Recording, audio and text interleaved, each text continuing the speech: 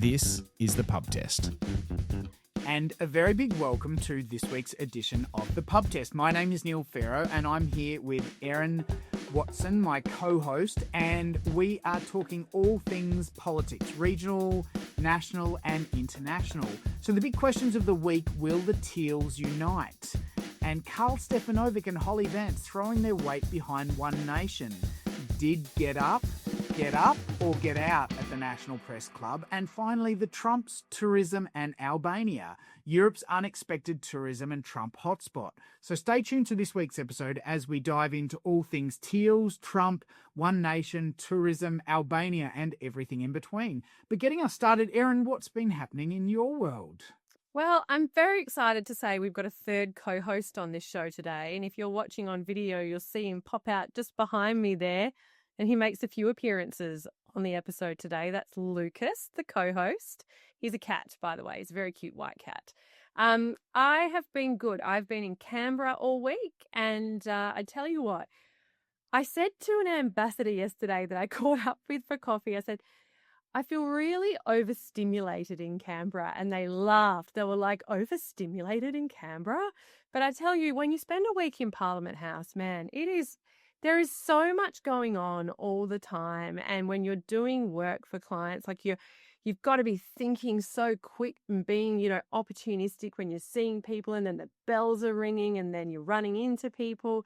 And you kind of get to the end of the day and you're just like, and I actually don't know how politicians do it. Maybe they desensitize, but and I'm an introvert, believe it or not. I get to the end of the day and I'm just like so exhausted. So I have to admit I'm shattered. It's been a really long week, but it means we've got a lot of content for the podcast. And it's quite interesting, your reflections on Canberra. So I grew up in Canberra boy, born and raised, and my parents were both public servants up there. And my dad still lives up in Canberra.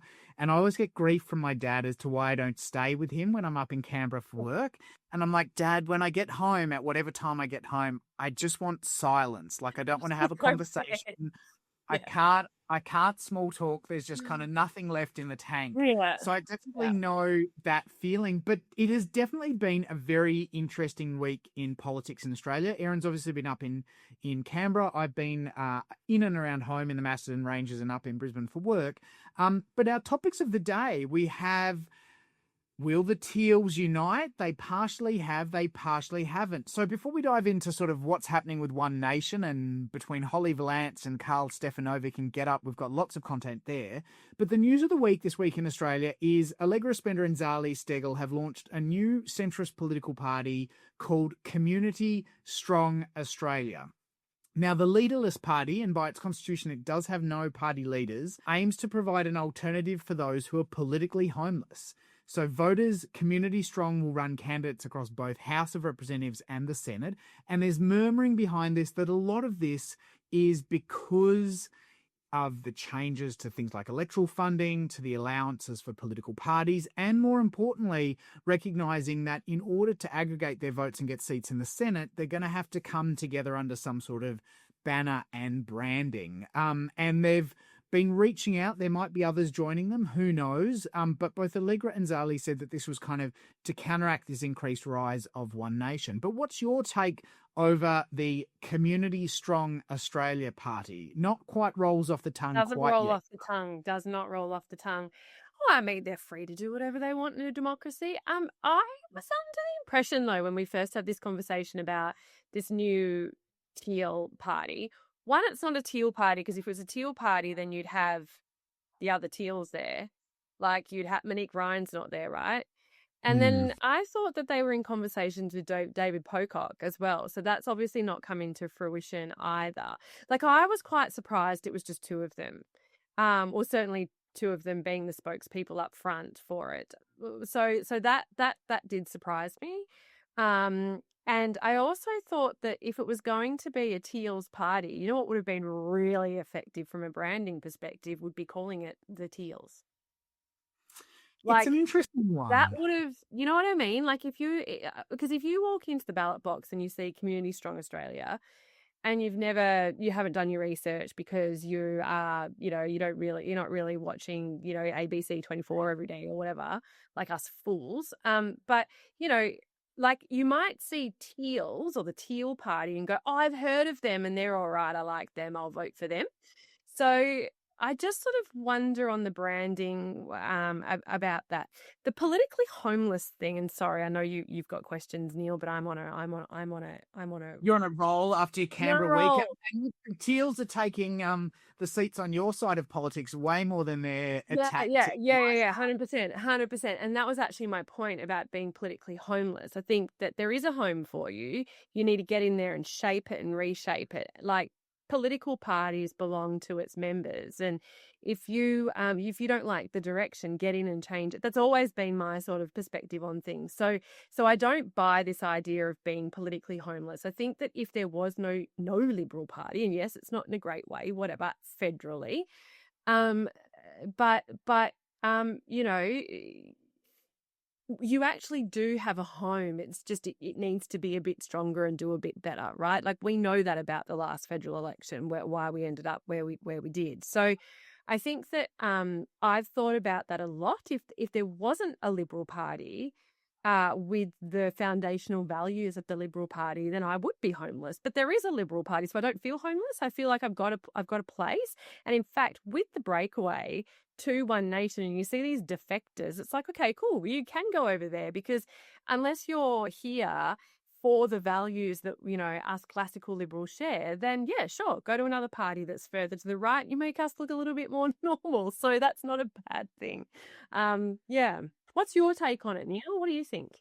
Look, I think it's interesting, but before I take my take on Community Strong Australia, God, I'm not going to pronounce that correctly, I'm sure, on one occasion. I think it's interesting your reflection there of a couple of things. So we've had some reader feedback from some people who are like, I'm traditionally kind of fairly swing voter, but, you know, Erin makes the Liberals sound remarkably sensible. Why can't they all be like that? And so, like, to disagree with you a little bit around this, I know, like, we've known each other for a while socially and sort of work and other bits and pieces. And I do find you both remarkably smart, remarkably sensible, and remarkably normal and sane.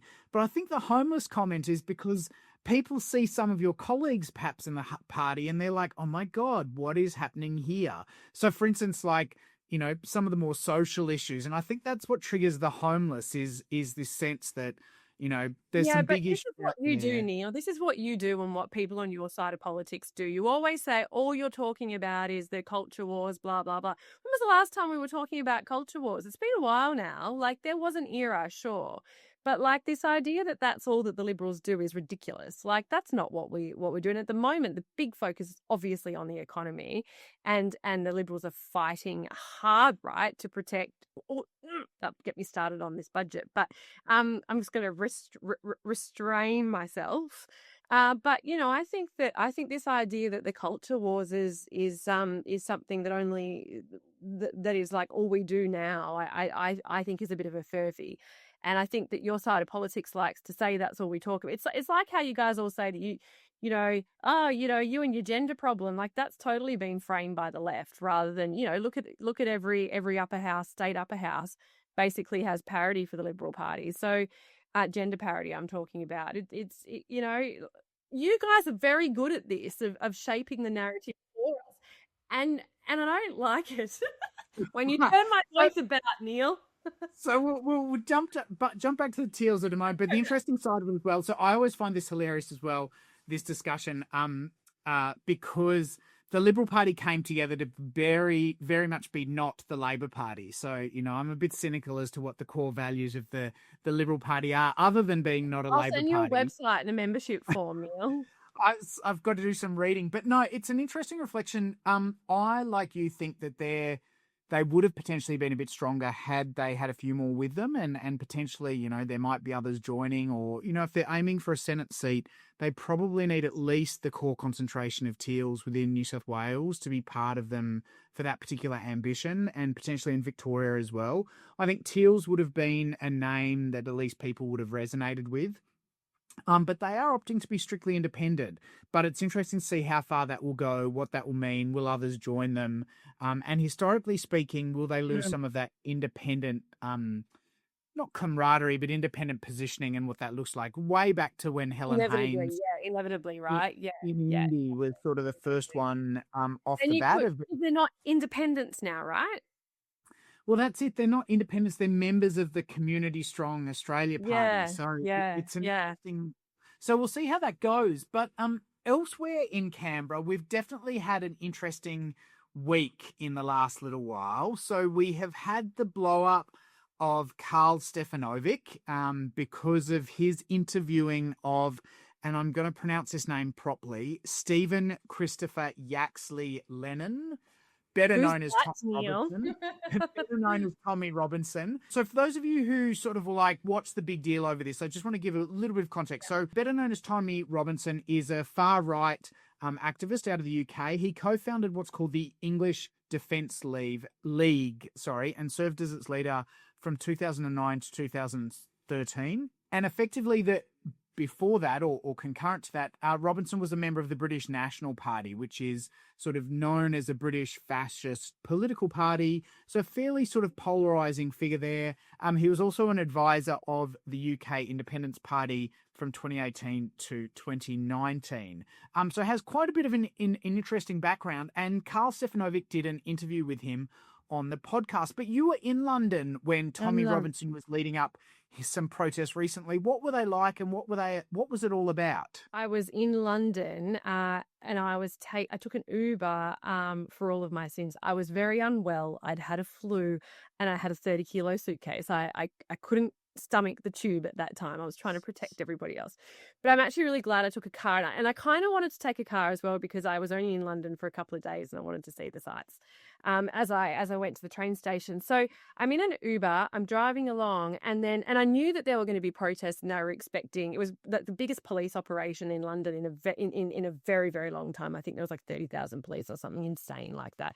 Maybe not 30,000, maybe 8,000. I think I've got my numbers wrong. I don't know. There was a lot of police. There were many. There were, as Trump would, everywhere, police everywhere. And so what happened, as I got closer to King's Cross Station, because obviously that's where people come into from the counties outside of London, I don't know what you call them, the regional areas. I know they don't call them that, but they all kind of come in through the King's Cross. It's a major train station.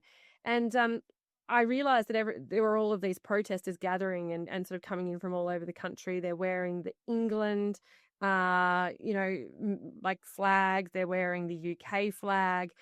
It was massive protests, and it was, I think what struck me was just the sheer number of people who were sort of descending on London that morning. I was pretty glad to be leaving. I didn't want to be sticking around for the weekend. I don't think I would have been able to do much. So it was interesting to kind of be there at that time. But what was interesting, I think, as well, because there was a counter protest or another protest, which was a pro-Palestine protest from memory, was that they were expecting it to, I think, be a lot, it was high risk, but it actually was relatively peaceful in the end. But that was the big concern, that you'd have these two groups come together and clash more. So, it wasn't free of violence, but it was, they were both relatively peaceful from what I understand. And so this has come locally in Australia in the context that Karl Stefanovic, historically speaking, probably one of Australia's most well-paid TV presenters, interviewed him on a podcast that then followed up with Pauline Hanson saying, "Hey, Karl, come and join One Nation, come and get involved," sort of. So it's been a really interesting time seeing sort of a right-wing UK far-right activist on an Australian podcast, and then sort of the One Nation connection to Karl Stefanovic. And we've touched on a previous episode as well. It's not the only Australia-British connection to One Nation. We've previously shown that that Holly Valance has actually done a song supporting One Nation in Australia. I think it's called Kiss Kiss My Ass, which is a redo of Holly Valance's original song, which was Kiss Kiss. I'm a real biological woman, a real biological woman. As you know, I'm the original thought. I was born this way, it's in my DNA. One Nation re-uploaded the Tommy Robinson podcast to their YouTube, which had Karl Stefanovic. So, this is happening in a country, but all of a sudden it's here. What's causing this UK-Australia connection? Yeah, I mean, what's interesting is, so my understanding is that Karl Stefanovic was in London, and obviously he started this podcast. The podcast is like, he had some interesting guests on it that I had seen, and obviously him being him was like, just huge momentum behind it, and I think what's interesting about him with this particular case, with interviewing these much more far right wing figures, is that, this is a guy who was on TV for 2 years wearing the same suit every day to make a point about gender equality. Like, Mm. he's gone from there to all the way over here. So that's interesting in and of itself. And I don't know Karl. I've never met Karl. So, whatever. You can do whatever you like. But I think the story goes that he was in the UK and he's decided to interview Tommy Robinson, and he's interviewed Holly Valance, otherwise known as Holly Candy, who for a while, I mean, her husband, Nick Candy, who's a multi-billionaire, is the treasurer of Reform in the UK. So they are inherently quite, and she proudly says quite far right wing. So I actually listened to Holly's, the whole thing. I couldn't help myself. She looks so good. Like, she looks fabulous. And she obviously has these very strong convictions. So she's quite convincing to sit and listen to. So in Canberra the other night, when I, just needed a break, I watched this. And she sort of talked about this connection with Australia. And what she says is that what happens there then starts to happen here. Now, that's not an uncommon view, that Australia is just slightly behind the UK on things. And then often what plays out there then plays out here. And she sort of says that we're not quite as far along as they are, but she's convinced that Australia is heading in the same direction. And that's a really interesting point. And I also was at the McKinnon Prize on, I think it was Wednesday night, and David Cameron, who was obviously the Prime Minister who oversaw the Brexit referendum despite being anti-Brexit himself, making observations about the political climate that we're in, where they've got, Prime Minister number 7 they'll be up to. 17 years, I think, is the... Yeah. And, he was sort of making sort of similar observations around what's going on in Australia and the UK as well. And that was he had some really interesting perspectives to listen to as a former Conservative Prime Minister. I don't think I've got an answer for you, except that it seems to be this common thread that people think what's going on there is inevitably going to start playing out here as well. We're obviously in a very different political climate here because, we haven't been through these spills for a while yet, right? Like, in government versus oppositions. But, it sounds like it is a lot more fractured there. There's been these comments that, the UK is ungovernable. I mean, that's a massive thing to be saying. And at the same time, huge protests in lots of pockets of the UK in sort of all sorts of bits and pieces. So we've obviously seen the protests going on for a while, right? Like, we talked about this, I think, before on the podcast, where I was in the UK last time. There were big protests too. Maybe I'm the problem. No, I'm kidding. Well, it's interesting as well. One of the Scottish National MPs in Parliament recently effectively refused to pledge allegiance to the King, which was quite... She did her oath of allegiance with her fingers crossed or something, and that was quite controversial for UK kind of resisting the monarchy from that sort of side as well. And we've also seen sort of the rise of both obviously the Scottish independence movement and issues around sort of Northern Ireland bubbling up again as well. And there's been a couple of attacks which have really galvanised sort of protests and riots. I think there was one recently in the north where someone was potentially beheading somebody or trying to behead somebody, and sort of political response rolled out there as well.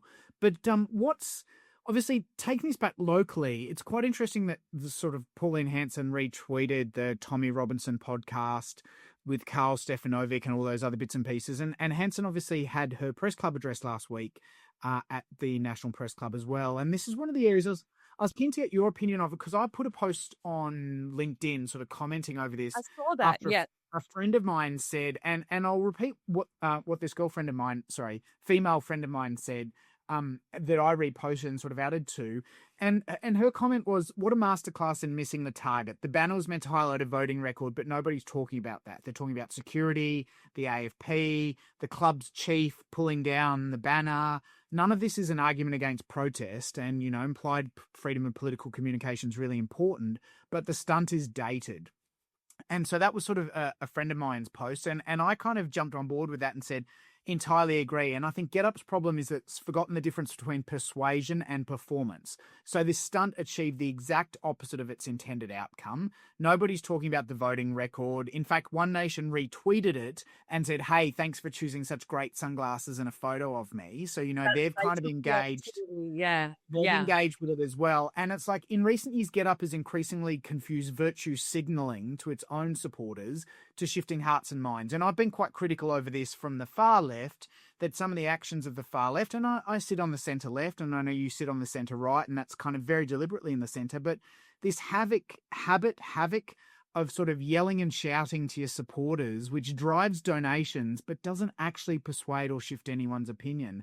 What's your take on sort of this GetUp stunt, the fact that it was David Shiraz that orchestrated it or was in the audience when it happened, and sort of has it, I'm sure it leads to lots of donations with GetUp, but at the same time, it hasn't convinced anyone, I don't think, or persuaded them to think differently over pulling voting record. Well, this is the problem with populism, right? Like this is these drivers and levers of populism. So as you say, it drives donations, it might drive people to the cause, but there's no substance behind it.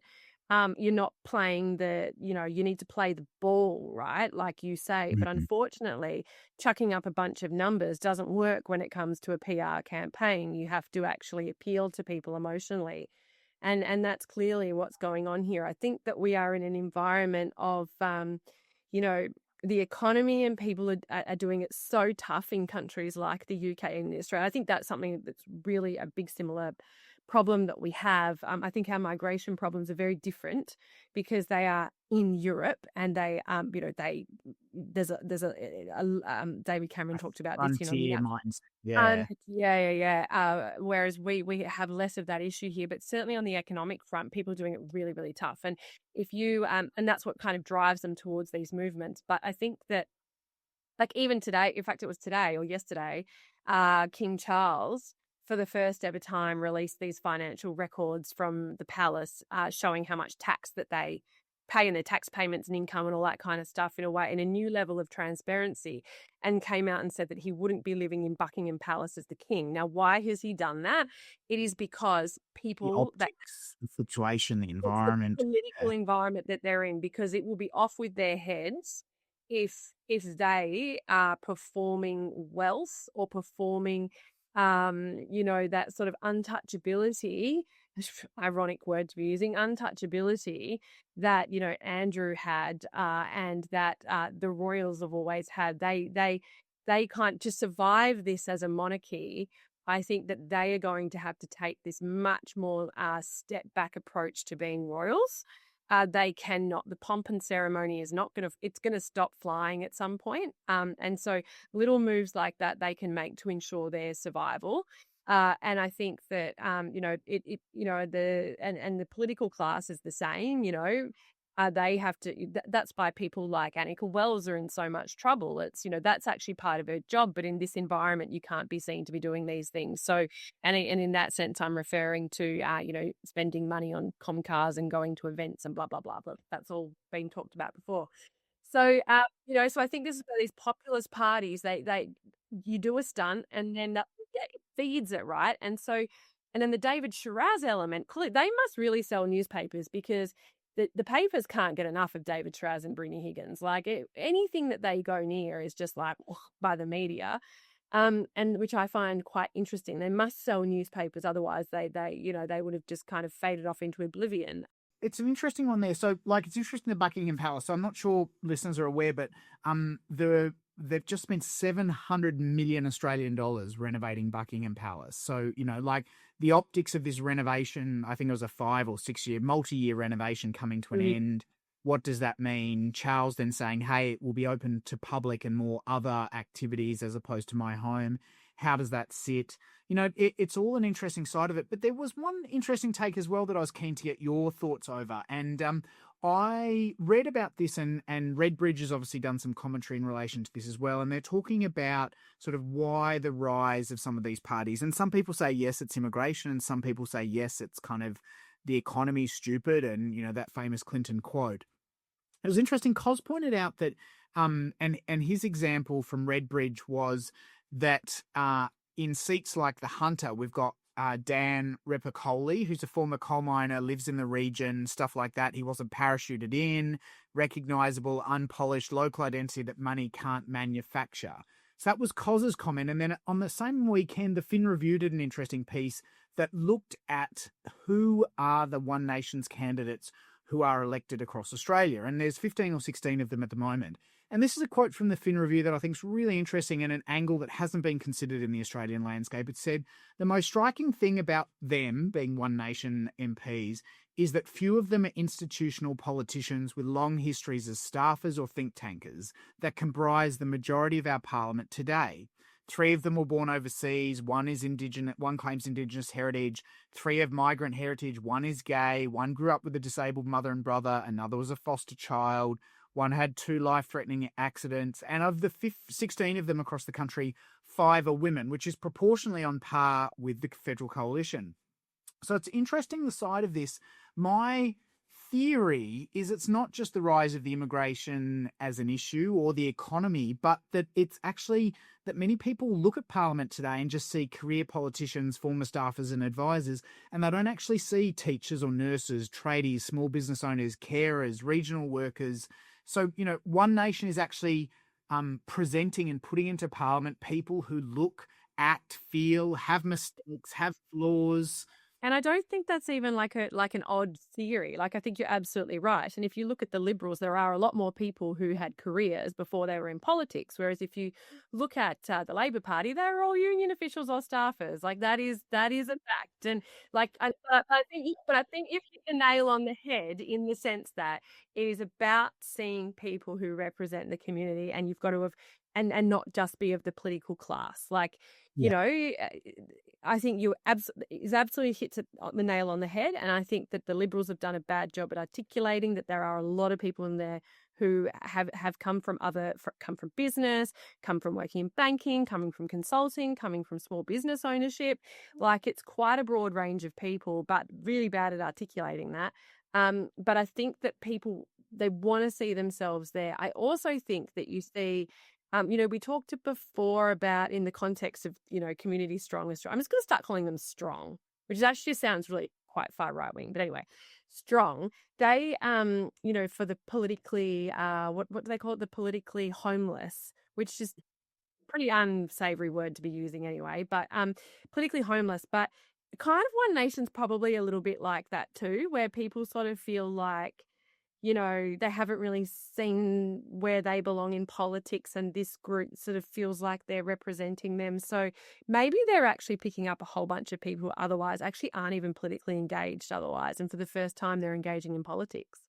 And I think the interesting side of that is when people don't see themselves in Parliament, they eventually go looking for somebody or something that sounds like they've lived in the same world as they have. And so I think the interesting point here, and this is the reason why I think, there's this growing appeal, because, real people make mistakes. Real people say the wrong, there's this sense that, and so when the media in Australia goes into a froth over, a One Nation candidate or Pauline Hanson making a mistake or saying the wrong thing or backtracking, I think the media assumes that the public's like, oh, they were wrong or we've caught them out. But I think Joe Blogg's public is just going, well, they're just a human. That's kind of part of their appeal, in inverted commas. Yeah. But it was interesting, both the Fin Review from a very economic, diving in perspective looked at that. And then Cos from a Redbridge perspective said, hey, when you select candidates who are representative, have experience, they can potentially hold and fight a swing either side. So, yeah, interesting times ahead in relation to that. So, rounding up this week's edition of the podcast, we've now got a very special guest joining us, which we're very excited to have her joining us all the way from Albania. Yeah, former Deputy Minister. Very cool. She and I have worked together in some fascinating countries around the world. And when I saw some of her comments online, which we'll get into when we have her on, I just thought we've got to get Albania up here because this is really interesting stuff. We are very, very lucky to have a really amazing guest joining us who is dialing in all the way from Albania, Dr. Ornela Çuçi, who is an expert in environmental policy, climate adaptation, sustainability and innovation, currently leading the Research Centre for Medical Sciences, Technology and Innovation at the Western Balkans University. And Dr. Çuçi has an extensive experience in public administration, international cooperation, including her previous role as Deputy Minister of Environment and Tourism in Albania. It's really great to have you joining us on the Pub Test today. Oh, thank you. Thank you so much. And thank you for having Albanian in your podcast. Yeah, I mean, look, that's a really good segue. I mean, thank you for having Albania. And the reason we invited you on was because I've been watching you and following you on social media for a long time. We've obviously done lots of dialogues together around wonderful places all around the world. But the thing that got my attention was obviously these protests that have been taking to the streets in Albania. And I understand you've had a big role in this. And I sort of went down this rabbit hole and realised that Jared Kushner, obviously Donald Trump's, President Trump's son-in-law, was backing a development in Albania, and that's where all of these protests have come from. So I guess perhaps you could just tell us a little bit more about, about these protests and actually what's been happening in Albania, and then we'll get a little bit more into the detail. But perhaps you could set the scene for people who haven't seen this in the news and haven't really seen what's going on. So we actually, I have to share with you that I am so proud to be Albanian today and these last days because of this protest and because of the Flamingo Revolution. The Flamingo Revolution, the all protests, they are not just about Jared Kushner or the project. It's about democracy. It's about transparency. It's about having a good government and a rule of law in a country. So if we focus only one investigator, we completely miss that what is happening today in Albania, because the Flamingo Revolution isn't really about one resort or two resorts or just a project. It's even not just about flamingos or just about birds. The project simply became the moment when years of frustration finally found a voice here. And people are asking much bigger questions. Who decides the future of public land in our country? How are decisions made? Are institutions independent enough to evaluate projects of this scale? And are we citizens having a voice here? Is someone asking us how we want to develop our country? These are the questions people are marching and protesting for, because the reason, the resort just became the symbol. But the protest, it's about democracy, not about the tourism, the flamingos, or... And apologies, my cat has decided to join the podcast for anyone watching. Lovely. And I can't do anything about it. He is impossible. And he is here. He's opened the door because he's too clever for even me. But he's lovely. He is very cute. He's a very sweet cat. His tail is popping out there. So look, I find that really interesting. You sort of mentioned that this is actually just like the catalyst, right? Like it isn't just about this particular resort. So what are the what else is happening? You mentioned is about democracy. What is the broader context that when it came to this development, people took to the streets? But what are those other things that people are thinking about when you talk about protecting democracy and so on in Albania right now? We want development. We need development. We are one of the Europe's youngest democracy, only 35 years of experience with the market economy, and also for the tourism. We are living in the Mediterranean here, and the Mediterranean is so famous about tourism, but We are the youngest democracy by one hand, and by the other hand, we have only, let's say, 20 something years of our traditional the tourism development. It's so young, and we are living in the middle of Italy, Greece, Croatia. So we need to develop ourselves. We don't have other industries here. The only industry that we have is tourism, and we also foreign investments. They are not our enemies. We need them. We love them. But investments, they cannot replace good governance. Albanians are famous. I don't know if you have heard, but we are famous for our hospitality all over the world and all over the region. And our national saying, it's the house of an Albanian, belong to God and to the guest. And we are protecting our land, our house, our well-being here, not only for ourselves, but even for the guests and the God. So the census tells you everything about our culture. We are not a nation known for rejecting visitors at all. But in the meantime, we are not even a revolutionary people. We haven't been famous in all our history about this. We are not looking about conflict. And can you see that the protest, it's so peaceful and it's so environmentally peaceful also. We are cleaning our streets when we are living the protest in the midnight every day. Even the workers, they are not needed there because we are doing our job very correctly in the streets. People, they are not saying don't invest. They are saying invest with us, not over us. This is the main cause of our protest. So no politician, regardless of political party, should ever behave as though Albania is a private property that can be disposed of without citizens having a meaningful voice. We need our voice to be heard. Just this. And this moment, it's not anti-investment. No, it's pro-democracy. It's interesting your reflections there, because we were doing a bit of research beforehand and I wanted to check a couple of things with you. One of them is I do believe when it comes to sort of foreign investment and things like that, Albania is one of the only countries in Europe that not only has no McDonald's, if I remember correctly, but to your point as well, has this sort of hospitality code called the Code of Bisa or the Code of Besa, which is this model of hospitality.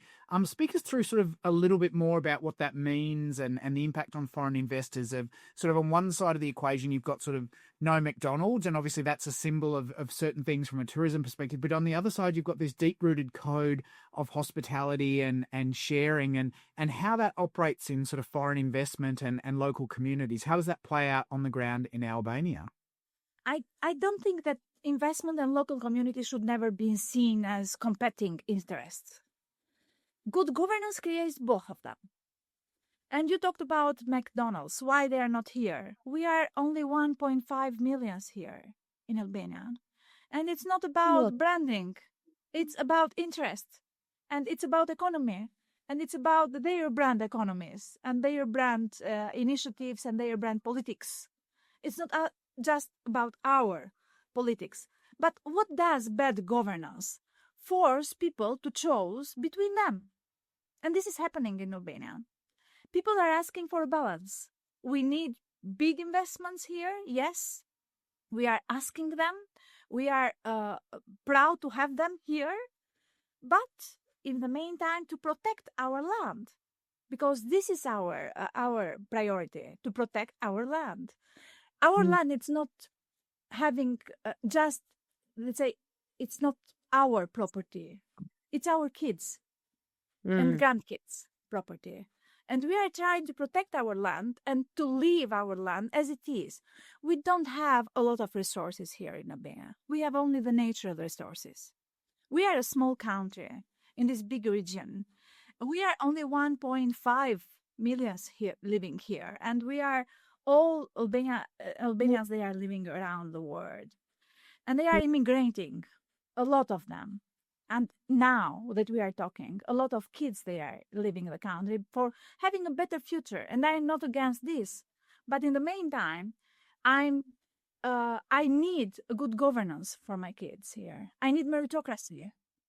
My kid, he studied political economics in the American College of Greece, and now he is coming back, and he is having a salary 600 euros.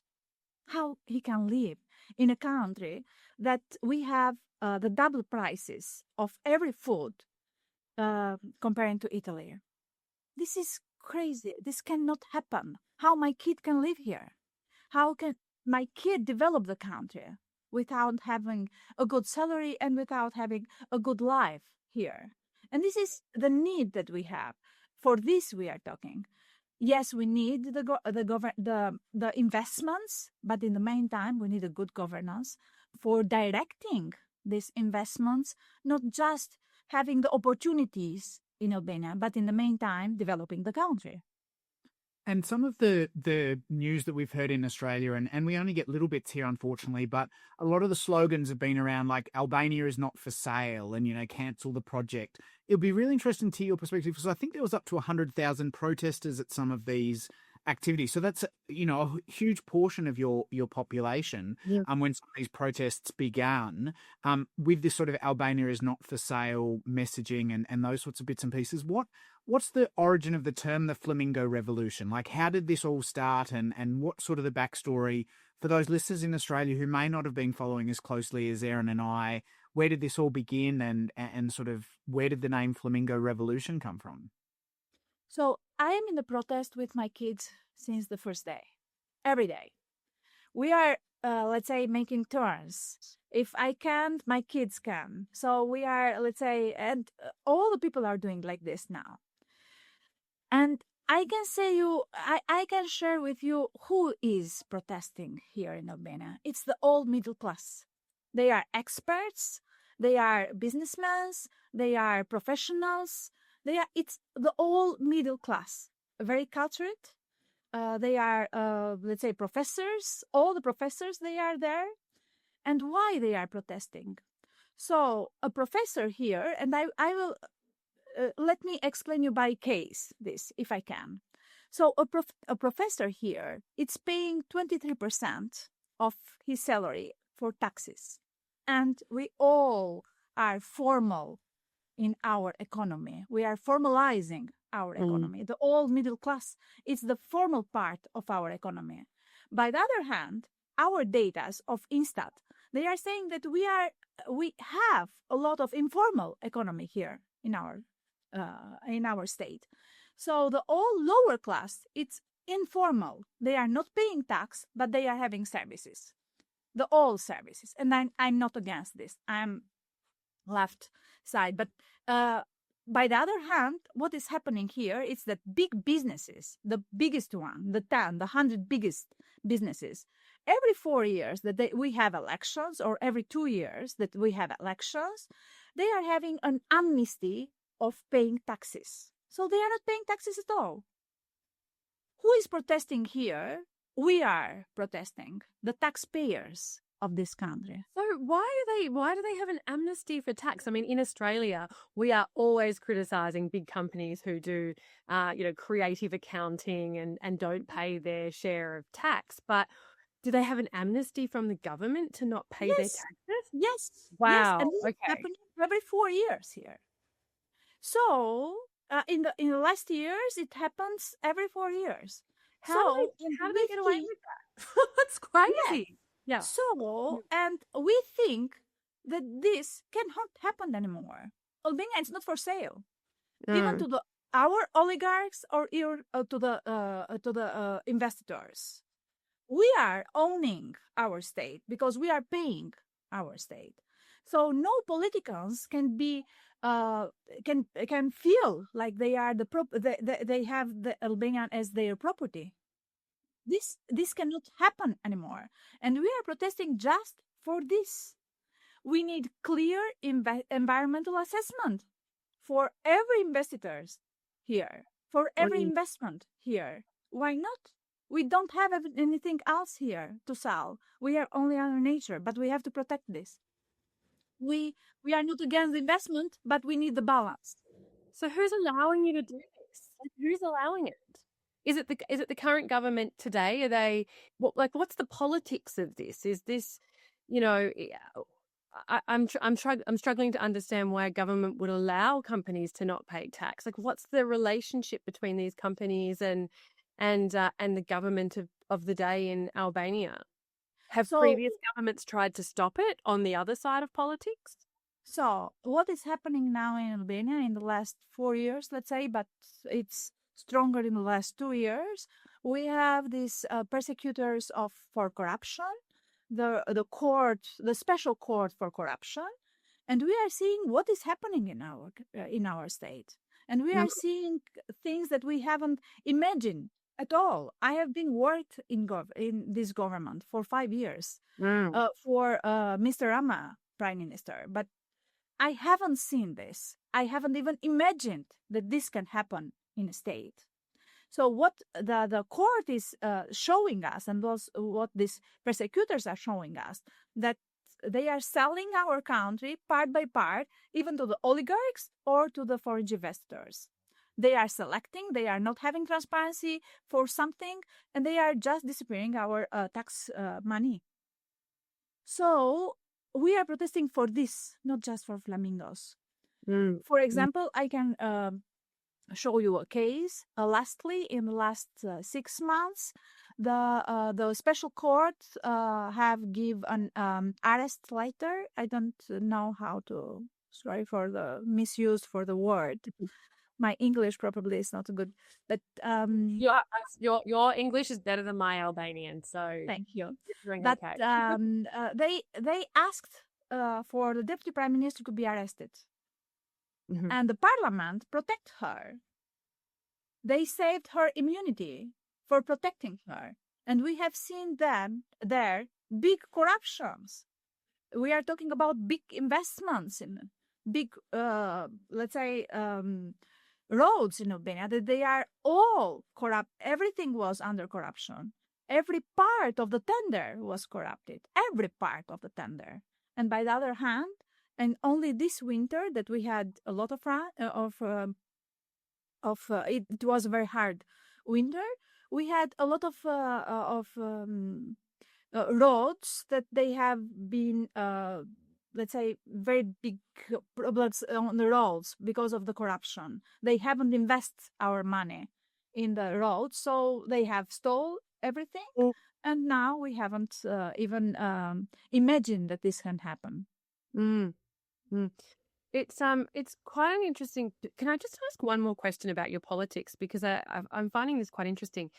So the current government who is in power, do they have a credible, we talk about credible oppositions in Australia all the time, opposition that could be voted in the next election? Or does this political party have, hold power? And do you have free and fair elections that would enable that kind of transition to power? Transition of power, sorry. What's the situation in Albania? Look, Erin, in the streets today, they are the white votes. Exactly the white votes, because we have we are saying Rama's out, Berisha's out. We don't need them. The opposition and the position, they are going hand by hand in this, and we have seen even in the files of the persecutors that they are working together. So they have, because the opposition, we are thinking that it's not power. Yes, it's a big power. So they work together. And in this case, we want them out. So the opposition are actually working or colluding with the government on some of this corruption. Some of this corruption, yes, Wow. they work together. They are using, or let's say they are the same businesses that they are working with, both of them. Yeah, they are helping the same businesses having this kind of tenders, investments, permits, everything. And so there was an election, was it last year in Albania, 12th of September last year? Was that correct? Yeah. And so there's a number of years, it's 4 years until the next election. But we're seeing, as I said, hundreds of thousands of people on the streets in Albania at the moment protesting. What do you think is going to happen? Do you think, there will be a response from government? new elections called. Where do you think the Flamingo Revolution is going to go in Albania? I don't know where the Flamingo Revolution is going, but I want to share with you that the Flamingo Revolution is showing to all world that this position has not exactly 83 votes on our parliament, because we are on the streets. We are not voting them. So how they had 83 votes? This is the starting point. It's the fourth mandate of this government, and everyone knows that they are stalling, let's say, finding the way to stall the elections. I am using the word stall, but they are doing their jokes, let's say, about the elections. They are having 83 mandates and they are filling guts. This is the problem here. And what the protest is showing us, that we need other parties to vote, for sure, or we need to reform these parties. Where is the starting point of the problem? The parties. Why? Firstly, because they don't have meritocracy at all. Nothing. Zero meritocracy on our parties. Secondly, they don't have the transparency of their finances. And this is the starting point. If they are not showing us where they are finding their money for having the electoral awareness and everything else, everything here in Albania, everyone here in Albania, even the files of the persecutors for the corruption, they are showing us that all the not cleaning money, they are coming in Albania. And they are using this firstly for elections and then for investments. And what is happening now is that what will happen now is that probably we will have a big economic problem here, because the whole construction and the whole tourism sector, they are based on this money. And this will be a big problem now. I am feeling this problem because, and I'm, let's say, concretely feeling this problem because I can't invest. I am a small, let's say, investor. I can't invest because they are the biggest investors. They have not clean money, and they can invest whenever they want here. They have the relations with the government. They can invest whenever they want. And in the meantime, no one from professionals or from, let's say, from the middle class can be developed in this country because of this. And so you've been a deputy minister in the system in Albania and worked in government, and you obviously work in academia and international organisations. Where do you think change is really going to happen in relation to this? So, having the experience of government, academia and into the international space, where do you think the change is going to happen in relation to the protests and activities in Albania? So people often think that change starts with governments, but I don't. Universities can create knowledge, government can pass laws, international organizations provide expertise here in Albania, but real change begins when citizens decide that public life belongs to them. So that's why I find the Flamingo Revolution so inspiring, and I'm there with my kids every day. For the first time in many years, ordinary citizens are discovering civic responsibility. They are not just protesting, they are participating. And that is how democracies became stronger. If the protest is not, let's say, producing a party, we just produced the first stage of a democracy. And you mentioned earlier as well, and before we jumped on air, I said I'm visiting Albania for the first time later this year in September. And you've mentioned that tourism is obviously a big opportunity, challenge, and sort of the future for industry and jobs and things like that in Albania, notwithstanding some of the protests that are underway. What would be your reflections over, where this will go for tourism and people visiting Albania? And obviously, the protests haven't targeted tourists like they have in Spain. So is it still welcoming? Is it going to, what's the Albanian tourism experience like through this journey and beyond? I will not say this as Albanian. or as a former Deputy Minister of Tourism and Environment, I am saying this as a professional tourist for my country. And please come now, yes, before everyone else discovers Albania. Come for the mountains, come for the two seas, Adriatic and Ionian Sea, and come for the food, very good food and cheap food in the meantime. And come for our extraordinary hospitality. But most importantly, come because Albania is one of the most fascinating places in Europe. And you can understand here now with this protest how a young democracy grows and how Gen Z grows and how they can, let's say, you can meet there people who welcome strangers like they are family. And they are breathtaking landscapes here. And you will understand why so many of us care so deeply about protecting this amazing country, because we don't just love Albania, but do believe that we deserve institutions that can see how beautiful this country is and how they can see how they can protect this country for the next generation. I have to say that with Neil's going, but everyone I speak to when they go to Europe from Australia, like Albania is the new frontier of tourism. And I suppose that's why even we're going all the way back to the, the Kushners and Trumps, they've obviously gone and seen this as well, right? And so it kind of in my mind when I saw it, I was like, I get it, because Albania is right there at the top of the list of like the new frontier of Europe. Yes. People are looking for new places. Paris is full. Barcelona is full, Rome is full, and they want new places to go and they want authenticity. They want to experience a real country, whereas so many of these big cities around Europe now are just tourists. And so it kind of made sense when I saw it. And but like you say, come now before it changes. And that worries me. Does it just kind of keep moving across Europe, and eventually Europe is just short-term So rental. we are And not strict against taxes. this change Yeah. because we want to develop our country. We are a pure country and we want to develop our country. We are not against investors. We are not against progress. Yeah. But we are for democracy and for protecting nature. And we are for transparency. And we are protesting for institutions that people can trust. Because in the end of the day, countries are not built by buildings, but they are built by trust.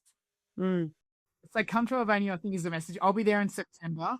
So I'll be visiting Albania in September. Very excited for that opportunity. And I think, look, the most interesting thing, Ornela, sort of speaking to you, particularly speaking about the tourism and the opportunity and the development is how great it is to hear that the citizens and everyone is protecting their country and hoping and aspiring for sort of what's next, and the passion to which sort of you talk about the tourism sector and the mountains and the oceans and everything in between is something that's, really worth fighting for. And as I said, with 1.5 million people, I think we had it reported here that one of the largest protests was around 250,000 people. So that's something like 1 in every 6 Albanians out there protesting to make sure that their country and their environment is protected well into the future. So it's been really, really great having you join us on the podcast today. And we look forward to staying in touch and do keep us up to date as the protest and the Flamingo Revolution is going. And for all of our listeners in Australia, do dive into Albania, both from a tourism perspective and follow the news,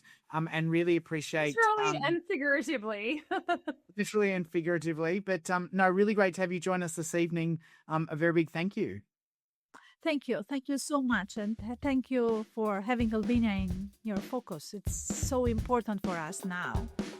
And also I will close it with this. Yes, we are so proud now to be Albanians because of this protest. We haven't been famous for something worldly, but now we are famous for our Flamingo Revolution. And I'm so proud of it. A very big thank you for everyone for joining us on this week's edition of the Pub Test. Now, I've got a very quick exercise that Erin doesn't know what's coming. So we're going to go through a name and you need to say yes or no as to whether they pass the pub test. So names of no, people. like a qualitative question. It's yes or no for would you have a beer with Tommy Robinson? No. Karl Stefanovic. No, this is why I hate this. It's like I don't have to agree with him, but yes, I'd have a beer. But no, I'm going to say, if I have to choose, I'm going to say no on that one. No to Tommy. What about Karl? Karl Stefanovic? Yes. Yes. One Nation, Pauline Hanson. Yes. I'd actually like to have a beer or a drink with Pauline. I'd just like to know a little bit more about, I don't know, we might have to ask. I just think it would be really interesting, as said. And Erin and I have spoken about one this. word answers, Neil. One word answers. Yes, no. You don't need to agree with somebody to have a conversation and a discussion and have a beer. So that's the important message that we've got here. Correct. But our lovely host, our lovely guest, who joined us from Albania, a drink with Ornela. I've already had a drink with Ornela. Well, I hope I'll get one when I'm with her in yeah. Albania later this year. Very excited about that. And that rounds out this week's edition of the Pub Test, where we've touched in on the Teals to unite, stronger community, strong Australia. I got it. Karl, Holly Valance. We'd both have a beer with Holly Valance, I'm sure. Oh, I'd have a glass of champagne with Holly. I hope she paid for it too. Yeah, well, maybe next time she's back in Australia. And Get Up, did they get up or get out? Trump, tourism and Albania and everything in between. A very big thanks for joining us in this week's edition. And really great, as always, to have you with us today, Erin. And what do we want to... We've got some news, don't we? We want to make a bit of a... We have got some news. We want to do like drum roll? Drum roll here. We will be welcoming a new sponsor for the Pub Test for our next edition. We're very excited to announce. We will announce as we kick things off at the final episode of this season of the Pub Test. Yes. Some great speakers coming up, some really interesting topics, good debates, and very pleased that we'll have a sponsor joining us for the next year as well. Stay tuned. Do you know what? We've got a sponsor. That means thank you to everyone listening. Because they wouldn't have sponsored us if we didn't have the numbers. It's like politics. You need the numbers. Excellent. And look, as I said, really appreciate everyone for joining in. Big thanks, as Erin said. We hope to make a pub test and a podcast to dive into some interesting topics and navigate the centre of politics and have some discussion that proves that you can disagree and still go out and have a beer and road test what's been happening in the politics regionally, nationally and internationally every single week. So another great episode. Thanks for joining, Erin. Cheers to that.